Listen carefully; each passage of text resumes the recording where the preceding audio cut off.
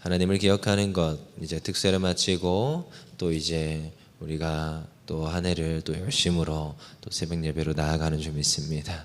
새벽 예배를 결단하며 새벽 예배 나오는 게 쉽지는 않습니다. 하지만 하나님 앞에서 이렇게 아침부터 기도하고 말씀으로 살아낼 수 있는 것이 하나님 앞에 복이고 축복인 줄 믿습니다. 여러분, 이제 전도서 사실 11장까지 하고 12장을 못해서 저는 또 해야겠기에 12장을 마무리를 하는 건데요. 여러분, 이제 전도서 12장에서도 말하는 바는 동일하지요. 결국은 뭐 하라는 거예요? 하나님을 경외하라. 그것이 가장 복되다라는 것입니다.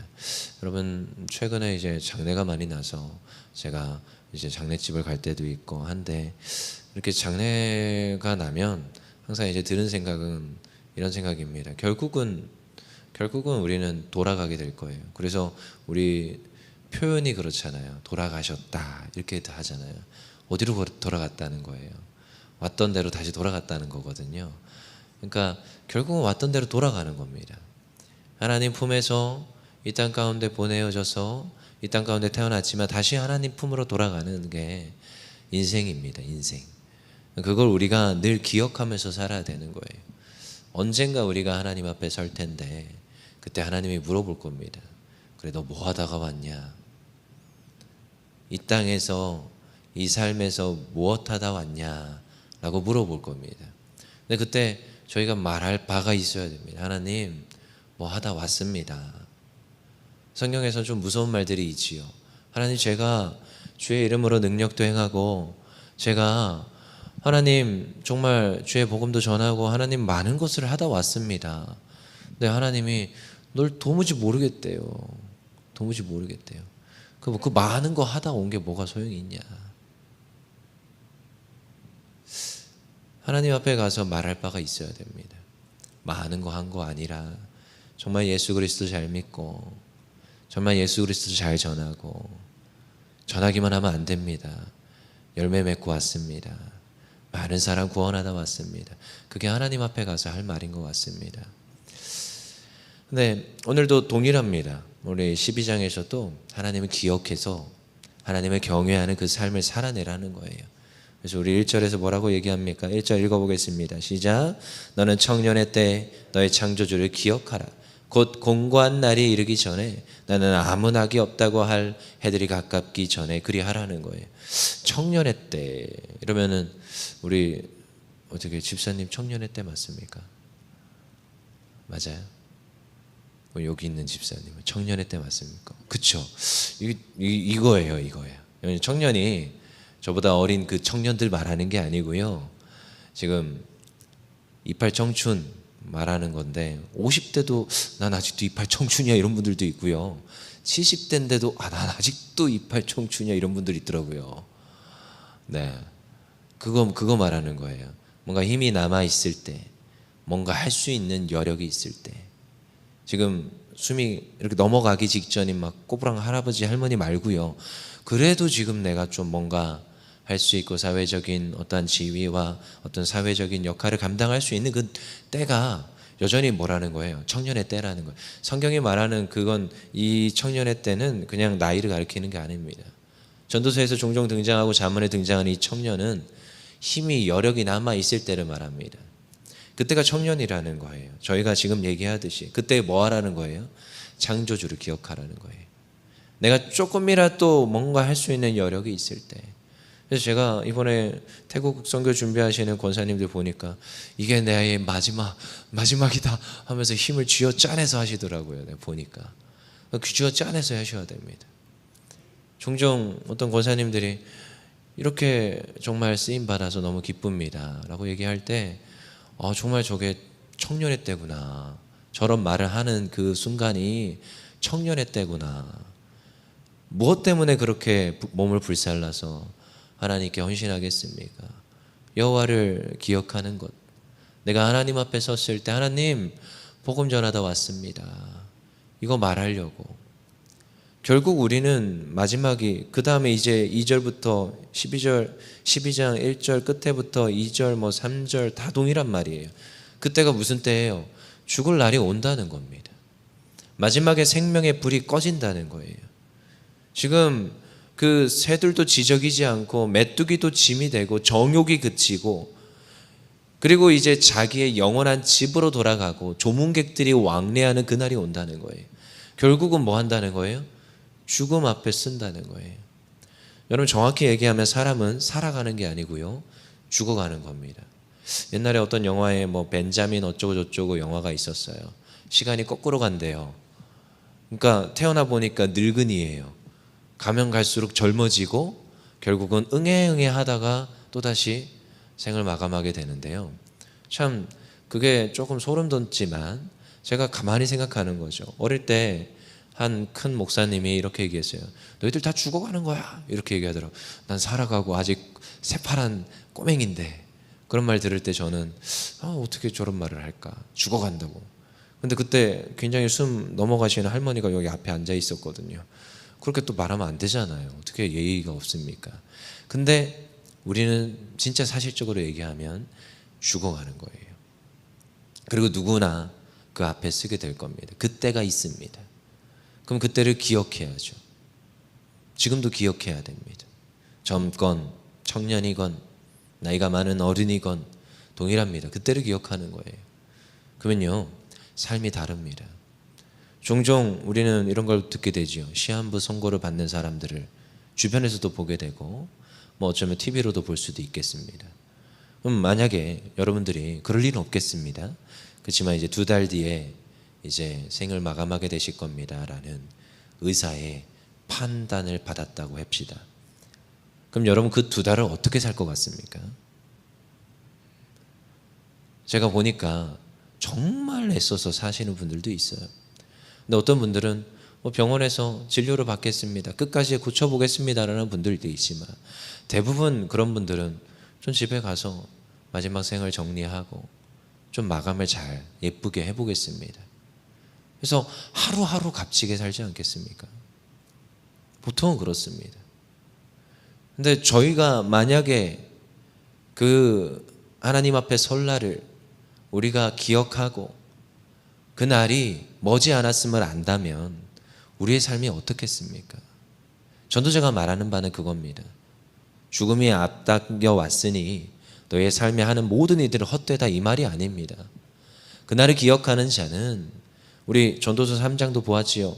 때에 따라 주시는 것을 기뻐하고 즐거워하라는 거예요. 다르게 살아가게 돼 있습니다.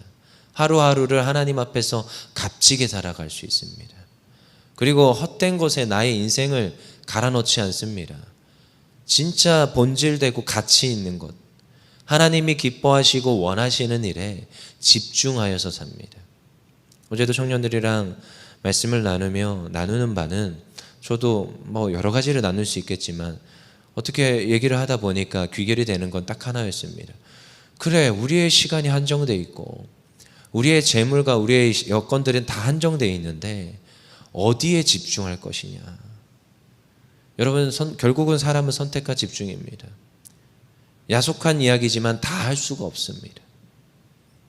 쉬고 싶고 놀고 싶지만 그걸 선택할 수도 없을 때가 많습니다. 하지만 그때에 따라서 우리는 해야 됩니다.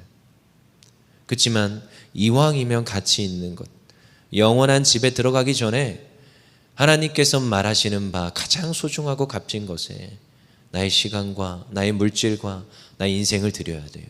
그래서 부자가 예수님께 찾아와서 묻습니다. 예수님, 어떻게 하여야 구원받겠습니까? 거듭나는 걸. 거듭나려면 어떻게 하겠습니까? 어떻게 해야 되겠습니까, 예수님? 그랬더니 예수님께서 말씀하십니다. 네 가진 거 다 팔아서 나눠주라는 거예요. 그 부자가 되기 위해서 얼마나 많은 시간과 얼마나 많은 것들을 다른 이에게서 뺏었겠습니까? 예수님은 그 본질을 정확히 꿰뚫었습니다. 네 가진 것 다 나눠주라. 여기부터 출발하라는 거예요. 제가 여러분에게 물질을 나눠주라 이렇게 말하는 게 아니라 여러분, 무엇이 본질인지를 우리가 알아야 됩니다. 우리가 이 땅에 살아갈 때 결국 하나님 앞에 설 텐데 하나님 앞에 가기 전에 헛된 것에 나의 삶을 녹여내는 것이 아니라 정말 여호와 하나님을 경외하는 것에 나의 삶을 드리는 것, 이것이 우리의 축복이요 또한 우리 다음 세대 또한 축복인 줄 믿습니다.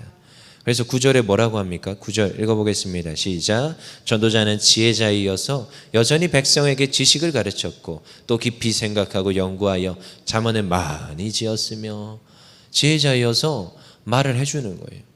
여러분, 그래서 인생 가운데 지혜는 무엇이냐? 여러분, 앞선 이들의 경험을 읽고 듣고 배우는 게 지혜더라고요. 여러분, 내가 경험하고 배우면 늦었습니다. 이미 삶을 탕진했고요, 삶을 잃었어요. 근데요, 경험 안 하고 배우는 게 지혜자입니다. 그러니까 지혜자가 자기가 경험해 보니까, 그리고 수많은 인생들을 관찰해 보니까, 하늘 아래 해 아래 있는 이들의 인생을 내가 바라보니까 이렇더라라는 지혜들을 많이 남기고 싶었던 거예요. 그래서 뭐 하라는 거예요? 너희들은 이 길로 가지 말라는 거예요. 우매자의 길로 가지 말라는 거예요. 지혜자의 길로 가기를 소망함으로 간절한 마음으로 오늘 전도서와 잠언서들을 우리에게 주는 겁니다. 그래서 저는 종종 이런 말을 할 때가 있습니다. 그 길을 안 가고 배우는 게 지혜다. 경험하고 배우면 우매자다. 책을 읽고 배우는 게 지혜입니다. 성경을 읽고 배워서 돌이키는 게 지혜입니다. 이왕이면 고난과 환난을 안 당하는 게 지혜입니다. 그래서 그렇게 기도하셔야 됩니다. 하나님, 안 당하고 싶습니다. 하나님, 저의 자녀들도 그 길을 안 갔으면 좋겠습니다. 어떤 부모가 그 길을 가기를 원합니까? 저도 마찬가지입니다. 하나님, 이왕이면 이 길 가기 싫습니다. 하나님, 복된 길, 잘 되는 길, 오늘 솔로몬이 말하는 지혜자의 길 가고 싶습니다. 그렇게 구하셔야 됩니다. 그래서 솔로몬이 이 글을 지금 쓰고 있는 거예요. 하나님의 영감으로. 10절에 뭐라고 말합니까? 읽어보겠습니다. 시작. 전도자는 힘써 아름다운 말들을 구하였나니 진리의 말씀들을 정직하게 기록했다는 거예요. 진리입니다. 여러분, 진리는 변합니까? 안 변합니까? 안 변합니다. 그래서 진리입니다. 시대가 변하고 가치가 변하듯이 우리 그 세상에 이 모든 게 변하는 것처럼 이 진리의 말씀은 변하지 않습니다. 그래서 하나님의 영감 있는 말씀이에요. 그래서 누구 한 머릿속에 나온 글이 아니라 하나님께서 영감, 성령 하나님으로 우리에게 영감을 주셔서 수많은 기록자들에게 성경을 기록하게 했습니다. 그래서 66권이 이렇게 한 권의 성경책으로 만들어져서 오늘도 우리에게 전달되는 거예요. 그래서 이것은 하나님이 주신 진리의 말씀이 되는 거예요. 그래서 이 진리의 말씀을 우리가 듣고 깨달아 알아 오늘도 말씀대로 행하면 무엇하겠습니까? 복된 겁니다. 11절 읽어보겠습니다. 시작. 지혜자들의 말씀들은 찌르는 채찍들 같고 회중의 스승들의 말씀들은 잘 박힌 목 같으니 다 한 목자가 주신 바이니라. 하나님 주신 말씀인데 때로는 찌릅니다. 때로는 못이 박히듯 아픕니다. 근데 그게 말씀입니다. 이 말씀을 좀 깊이 있게, 좀 큰 나에게 다가오는 말씀으로 깨달아 알길 원합니다. 12절 읽어보겠습니다. 시작. 내 아들아, 또 이것들로부터 경계를 받으라. 많은 책들을 짓는 것은 끝이 없고 많은 공부하는 것은 몸을 피곤하게 하느니라. 그러니까 다른 여러 군데 헤매지 말라는 거예요. 진리의 말씀을 붙잡으라. 성경의 말씀을 붙잡으라 말하고 있습니다. 참 저도 감사한 것이 하나님 말씀 아는 것이 참 감사합니다. 말씀을 알았던 것이 감사합니다.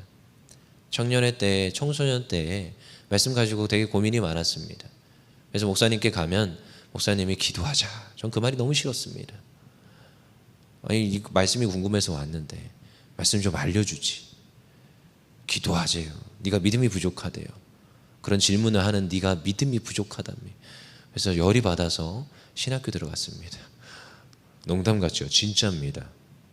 제가 신학교 가서 궁금한 거 많이 공부하고, 한때는 진짜 성령 하나님이 이해가 안 돼요. 삼위일체 하나님이 이해가 안 됐어요. 교수님한테 갔어요. 근데 제가 명쾌한 그 답을 안 주더라고요. 논리적이지 않으셨어요. 교수님조차도.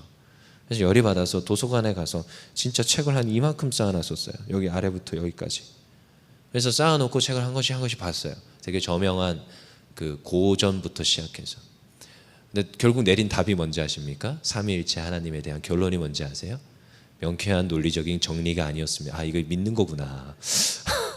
삼위일체는 믿는 거구나. 아무리 그걸 봐도. 그러니까 교수님들이 굉장히 두루뭉실하게 말하는 이유를 알겠더라고요. 근데 이제 그때 가서도 이제 배우면서도 사실은 굉장히 고민들이 많았지만, 근데 여러분 성경 하나로도 하나님의 말씀, 이 진리의 말씀 하나로도 충분한 줄 믿습니다. 그래서 다른데 기웃기웃하지 말라는 거예요. 말씀으로. 그래서 결국 마지막 최종입니다. 13, 14절 읽고 마치겠습니다. 시작. 이래 결국을 다 들었으니 하나님을 경외하고 그의 명령들을 지킬지어다.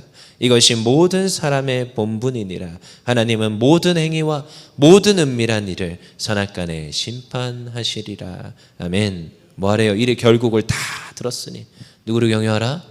하나님을 경외하라. 이것이 그의 명령을 지키는 것이 모든 사람의 본분이라는 거예요. 그러면 여러분 하나님을 경외하면 뭐가 와요? 지혜가 와요. 지혜가 있으니까 뭐가 돼요? 그냥 인생이 잘 됩니다. 한번 따라해 봅시다. 잘 되고 있습니다.